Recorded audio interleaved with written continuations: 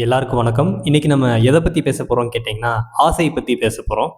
ஆசை வந்து 2 வகையா பிரிக்கலாம். ஒரு பக்கம் கிரேவிங்ஸ், இன்னொன்னு டிசையர். கிரேவிங்ஸ்ன்றது ஷார்ட் டெர்ம்ல வந்துட்டு போயிரும். ஃபார் எக்ஸாம்பிள், நீங்க ஒரு புடிச்ச உணவுகள் சாப்பிடணும்னு நெனைக்கிறீங்க. அது ஃபாஸ்ட் ஃபுட்டா இருக்கலாம், எது வேணா இருக்கலாம். ஸோ இந்த மாதிரி டெம்பரவரியா கொஞ்ச நேரத்துல வந்துட்டு அது காணாம போயிடும். சரி, நீங்க அந்த ஆசைய வந்து நிறைவேத்தாம விட்டா கூட அந்த கிரேவிங்ஸ்ன்றது கொஞ்ச நேரத்துல போயிரும். ஓகேங்களா? இதே டிசையர்னா லாங் டெர்ம் கோல்ஸா இருக்கும். ஸோ அது நீங்க கெரியர்ல ஒரு ப்ரமோஷன் எதிர்பார்க்குறீங்க, ஆசைப்பட்டவங்கள திருமணம் பண்ணிக்கணும்னு நினைக்கிறீங்க. ஸோ இந்த மாதிரி லாங் டெர்மான ஆசைகள் எல்லாமே டிசையர்ல வரும். ஓகேங்களா? ஆனா 2மே உங்களுக்கு கட்டுப்படுத்த முடியாத அளவுல இருக்கு அப்படின்ற பட்சத்துல, உங்க உடம்புல இருக்கிற 4 உறுப்புகள வந்து பாதிக்கும். ஓகேங்களா? ஃபர்ஸ்ட்டு வந்து உங்களோட இதயம். ஸோ உங்களுக்கு கிரேவிங்ஸ் இல்ல ஆசை அதிகமா இருக்கும்போது, உங்களோட இதயம் ஹார்ட் சக்ரா சொல்றோம் பார்த்தீங்களா? அநாகத்த சக்ரா. அது வந்து பிளாக் ஆயிரும். ஸோ அது பிளாக் ஆயிருக்கும்போது, ஸோ உங்க எப்பவுமே ரொம்ப ஸ்ட்ரெஸ்ஃபுல்லா, ரொம்ப வந்து சேடா வந்து ஃபீல் பண்ணுவீங்க. அதுக்கப்புறம் 2வது லிவர். ஸோ உங்க லிவர் வந்து என்ன பண்ணும்னு கேட்டீங்கன்னா, உங்களுக்கு ஒரு ஆசை வந்து நிறைவேறல, இல்ல ஒரு ஆசை நிறைவேறாம ரொம்ப நாள் நீடிச்சுக்கிட்டே இருக்குன்னா, அது மேல ஒரு வெறுப்பு வரும். இப்போ நெனச்ச விஷயம் வந்து நடக்கலன்ற பட்சத்துல, ஒரு கோவம் வந்து உருவாகும். ஸோ அந்த கோவம் வரும்போது, அது வந்து உங்களுடைய லிவர வந்து பாதிப்படையும். ஓகேங்களா? லிவர வந்து பாதிக்கும்போது, ஸோ வந்து டைஜஷன்ல அப்படியே பிரச்சனை வரும். ஸோ அது அப்படியே செயின் ரியாக்ஷன் மாரி அப்படியே போயிட்டே இருக்கும். ஸோ அடுத்து வந்து சாக்ரல் சக்ரா, சுவாதிஷ்டான சக்ரா அப்படின்னு சொல்லுவோம். அதாவது இது ஆண், பெண் 2 பேரோட ரீப்ரொடக்டிவ் சிஸ்டமே அஃபெக்ட் பண்ணும். அடுத்து 4த் ஒன் வந்து உங்க பிரெயின். அதாவது உங்களுடைய சிம்பத்தெட்டிக் நர்வஸ் சிஸ்டத்த அதிகப்படுத்தி விட்டு, பாராசிம்பத்தெட்டிக் நர்வஸ் சிஸ்டமோட செயல்பாடுகள குறைச்சிரும். ஸோ இது குறையும்போது என்ன ஆகும்னு கேட்டீங்கன்னா, உங்களுக்கு வந்து தூக்கம் வராது. உங்களால ஓய்வு எடுக்க முடியாது. ஸோ வந்து நீங்க ரொம்ப நிம்மதியெல்லாம் இழந்துருவீங்க. அது மட்டும் இல்லாம இந்த ரெக்கவரி ரேட் வந்து கம்மியாகும். ஸோ உங்களுக்கு பாராசிம்பத்தெட்டிக் நர்வஸ் சிஸ்டம் நல்லா வேலை செஞ்சா தான் உங்களுக்கு தூக்கம் வரும். ஸோ நல்லா தூங்குனா தான் உங்க உடம்புல ஒரு காயம் ஏற்படுதுன்னா அது சீக்கிரம் ஆறும். உடம்பு சரியில்லைன்னா சீக்கிரம் வந்து ஹீல் ஆகும். ஸோ அந்த ஹீலிங் ப்ராசஸ் வந்து குறைய ஆரம்பிச்சிடும். ஓகேங்களா? ஸோ அதனால தான் இப்போ நம்ம வந்து எதுனாலும் அளவுக்கு அதிகமா போகும்போது பிரச்சனை தான். அது கட்டுப்படுத்துறதுக்கான வழிமுறைகள் தான் இன்னைக்கு நம்ம பார்க்க போறோம். வாங்க. அளவுக்கு அதிகமான ஆசை இருந்தா, உங்க உடம்புல ஒரு 4 உறுப்புகள் பாதிக்கப்படும்னு சொன்னேன்ல. அந்த 4 உறுப்புகள் பாதிக்கப்படாம இருக்கிறதுக்கான ஆசனங்கள தான் இன்னைக்கு நம்ம பார்க்க போறோம். ஃபர்ஸ்ட்டு நம்ம பார்க்க போற ஆசனம் பேரு bound angle pose. Reclining bound angle pose. ஓகேங்களா? ஃபர்ஸ்ட்டு இந்த ஆசனம் எப்படி பண்ணணும்னு கேட்டீங்கன்னா, தரையில உட்கார்ந்து உங்களுடைய 2 கால் பாதத்தையும் ஒட்டி வச்சுக்கோங்க. ஓகேங்களா? ஸோ 2 கால் பாதத்தையும் ஒட்டி வச்சு, பட்டாம்பூச்சி சிறகுகள் மாதிரி ஆட்டுங்க. ஓகேங்களா? ஸோ இதுக்கு வந்து பட்டர்ஃப்ளை ஸ்ட்ரெச்ன்னு ஒரு பேர் இருக்கு. ஸோ இந்த ஸ்ட்ரெச்சை வந்து நீங்க தரையில உட்கார்ந்து செய்யலாம். அதே போல தரையில படுத்துட்டும் செய்யலாம். ஓகேங்களா? ஸோ பிகினர் லெவலா இருக்கீங்கன்ற பட்சத்துல, ஒரு நாளைக்கு வந்து 60 செகண்ட் வந்து இந்த போஸ் வந்து பண்ணுங்க.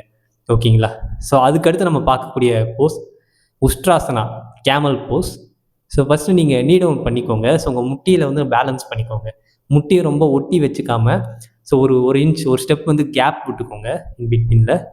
இப்போ உங்க 2 கைகளையும் லோயர் பேக்ல வந்து வச்சுக்கோங்க. லோயர் பேக்ல வச்சுட்டு, ஸோ நீங்க பின்னாடி பேக் சைட் பெண்ட் பண்ணும்போது, மூச்ச இழுத்துக்கிட்டே பெண்ட் பண்ணுங்க. ஓகே. அதாவது பின்னாடி போஸ் பெண்ட் பண்ணும்போது, மூச்ச இழுத்துக்கிட்டே பேக் சைட் பெண்ட் பண்ணணும். ஓகேங்களா? அதுக்கடுத்து திரும்ப ரிலாக்ஸ் பொசிஷன் வரும்போது, மூச்ச வெளிய விட்டுக்கிட்டே வரணும். ஓகேங்களா? அதாவது பிரீத் அவுட் பண்ணிக்கிட்டே நேரா வரணும். ஓகேங்களா? ஸோ இந்த போஸ் வந்து ஒரு 10 செகண்ட் வந்து பண்ணுங்க. 10 செகண்டு 2 செட் வந்து பண்ணுங்க.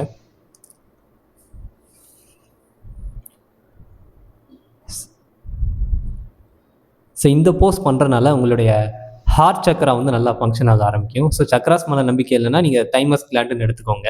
அதே போல் உங்கள் ஹார்ட் இவ்வளோ நாளாக கேரி பண்ணி வச்சிருக்கிற அந்த எமோஷனல் ஸ்ட்ரெஸ் எல்லாத்தையுமே வந்து ரிலீஸ் பண்ணி விடும். ஓகேங்களா? இப்போ அடுத்து நம்ம பார்க்க போகிற போஸோட பேர் பிரிட்ஜ் போஸ்.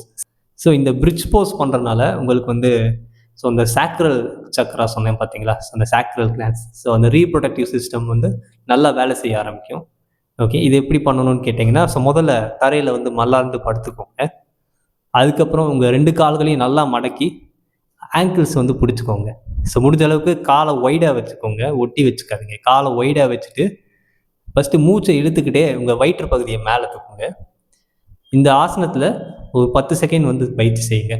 10 செகண்ட் வந்து அப்டோமன் பிரீத்திங் பண்ணணும். அதாவது வயித்திலே மூச்ச இழுத்து வெளிய விடணும். இந்த 10 வினாடிகள் பார்த்தீங்கன்னா, உங்க மூச்ச இழுக்கும்போது வயிறு வந்து லைட்டா வெளிய நீளும். அதுக்கப்புறம் மூச்ச வெளிய விடும்போது வயிறு வந்து லைட்டா உள்ள போகும். ஸோ இத வந்து அப்படியே ஃபாலோ பண்ணுங்க. ஆசனம் 10 வினாடிகள் முடிஞ்ச பிறகு மூச்சை வெளியே விட்டுக்கிட்டே அப்படியே மெதுவாக ரிலாக்ஸ் பண்ணுங்க. ஓகே, இந்த பிரிட்ஜ் போஸ் ஒரு 3 செட் வந்து பண்ணுங்க. அடுத்து கடைசியாக பார்க்க போகிற ஆசனம் பேர் விபரீத கரணி, லெக்ஸ் அப் தி வால் போஸ். அதாவது உங்கள் கால்கள் 2 கால்களையும் ஒட்டி வச்சு 90 டிகிரிக்கு வந்து ஸ்ட்ரெயிட்டாக உயர்த்தணும். ஓகேங்களா? ஸோ உங்களால் தனியாக செய்ய முடியலைன்னா ஒரு செவரில் கால் வச்சு ஸ்ட்ரெயிட்டாக ப்ராக்டிஸ் பண்ணுங்கள். இந்த ஆசனம் ஒரு நாளைக்கு 5 நிமிடங்கள் பண்ணலாம். ஸோ இந்த ஆசனத்துக்கு வந்து நீங்கள் நார்மலாக எப்பயும் போல் ப்ரீத் பண்ணாலே போதும். ஓகேங்களா? ஸோ இப்போதைக்கு இந்த ஆசனங்களை மட்டும் ரெகுலராக பயிற்சி செய்யுங்க.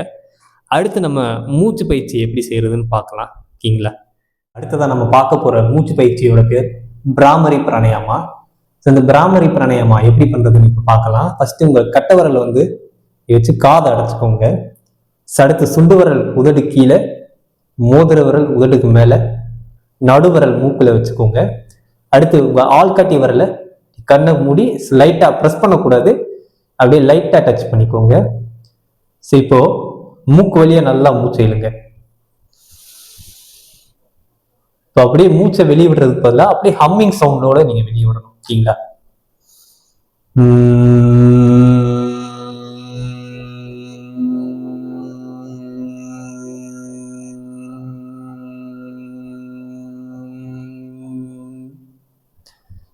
மீண்டும் முயற்சி செய்யலாம். ஸோ இந்த செட் இது வந்து ஒரு செட். ஓகேங்களா? ஸோ இது மாதிரி நீங்கள் பிகினர்ஸாக இருக்கும் பட்சத்தில் ஒரு நாளைக்கு 15 செட் வந்து பண்ணுங்க. அதாவது 15 டைம்ஸ் வந்து இது மாதிரி பண்ணுங்க. மீண்டும் மூச்சை இழுத்து ஆரம்பிக்கலாம்.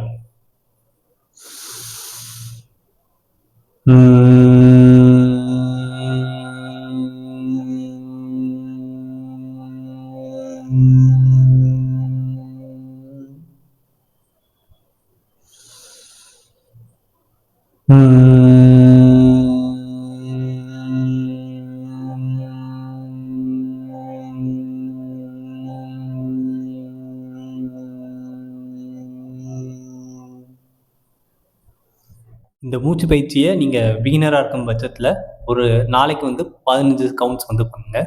ஸோ ஒரு நாட்கள் போக போக நீங்களே கவுண்ட்ஸ் வந்து இன்க்ரீஸ் பண்ணிக்கோங்க. ஓகேங்களா? இந்த ப்ரீத்திங் எக்ஸசைஸ் பண்ணுறதுனால உங்களுடைய ஸ்ட்ரெஸ் அண்ட் ஆங்ஸைட்டி லெவல் கம்மியாகும். அப்புறம் உங்களுக்கு ஹை பிபி இருந்துச்சுன்னா ஸோ அதோட லெவலையும் கம்மி பண்ணி உங்களுக்கு வந்து பேலன்ஸ் பண்ணும். இந்த வீடியோ பிடிச்சிருந்தா லைக் பண்ணுங்கள், உங்கள் ஃப்ரெண்ட்ஸ் அண்ட் ஃபேமிலி மெம்பர்ஸ்க்கு ஷேர் பண்ணுங்கள், அப்புறம் நம்ம சேனலை வந்து சப்ஸ்கிரைப் பண்ணுங்கள்.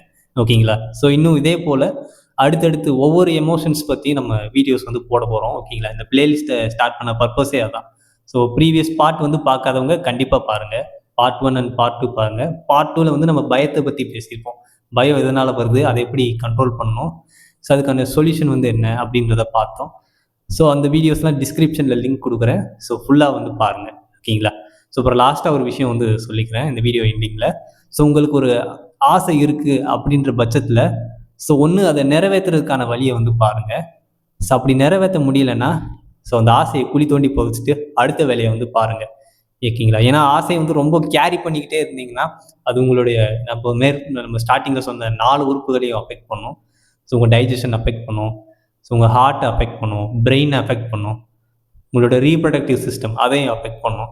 ஸோ அதை வந்து ஆசை வந்து படாதீங்கன்னு நான் சொல்ல மாட்டேன். ஸோ எல்லாமே ஒரு அளவோடு இருக்கணும். முடிஞ்ச அளவுக்கு அதை நிறைவேற்ற ட்ரை பண்ணுங்க. வருஷக்கணக்காலம் வச்சுக்கிட்டு இருக்காதீங்க. ஓகேங்களா? அந்த ஆசை வந்து நிறைவேறலைன்னா அதை விட்டுட்டு அடுத்த வேலையை வந்து பாருங்க. கேரி பண்ணிகிட்டே இருக்காதீங்க. Okay, thank you.